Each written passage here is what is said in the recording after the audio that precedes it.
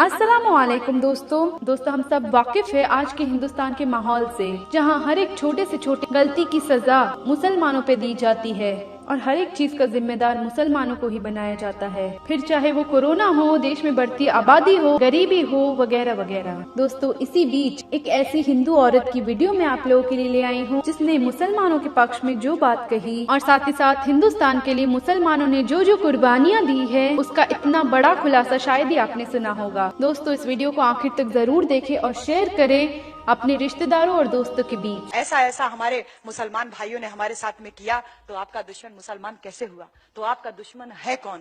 सबसे बड़ी बात है, दुश्मन मुसलमान है। कहते हैं मुसलमान गद्दार है। अरे अगर मुसलमान गद्दार है तो इन गद्दारों को दामाद किसने बना के रखा है? हमने बनाया।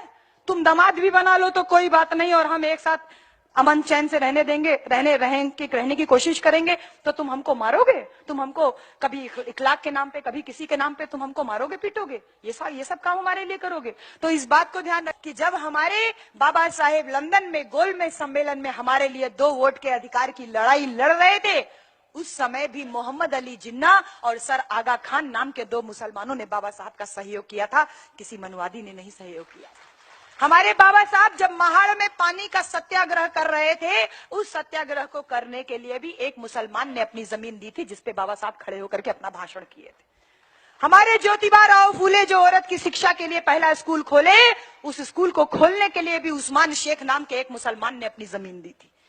उस्मान शेख की पत्नी हमारी अजीज, हमारी अम्मी फातिमा शेख, वो दूसरी मुस्लिम महिला थी जिसने औरतों की शिक्षा के लिए माता सावित्रीबाई फूले के साथ में रोज कीचड़ और गोबर सहती थी। हमारे बाबा साहेब जब संविधान सभा में नहीं जाने दिया, इन लोगों ने तो ये बोला था कि ये तेली तमोली कुनबी कुनभटों को क्या संसद में जाकर के हल चलाना है? इन्हीं लोगों ने बोला था, बाबा साहेब तुम्हारे संविधान सभा की खिड़की दरवाजे तो क्या रोशनदान तक बंद हैं। और तब ऐसे हालात में मैंने अभी आपको बोला था ना कि बंगाल के 48% मुसलमानों ने बाबा साहब को चुन करके संविधान सभा में भेजा, जो बाबा साहब भारत का संविधान लिख पाए। तो कैसे दुश्मन हुआ आपका?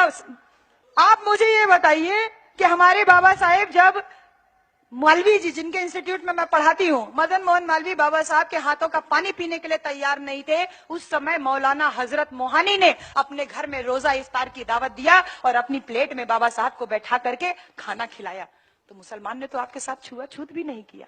और सबसे बड़ी बात है, मैं धन्यवाद करती हूँ मैडम आपका, बेनजीर मैडम, मैं आपका दिल से शुक्रिया अदा करती हूँ कि जब भारत और पाकिस्तान का विभाजन हुआ तो हमारी बेनजीर मैडम के पास अवसर था पाकिस्तान जाने का, लेकिन मैं हाथ जोड़ करके आपको शुक्रिया अदा करती हूँ कि आप लोगों ने कहा कि नहीं, ये भारत देश हमारी जन्मभूमि है, ये भारत देश हमारी कर्म भूमि है, अपने देश को छोड़ करके हम कहीं नहीं जाएंगे।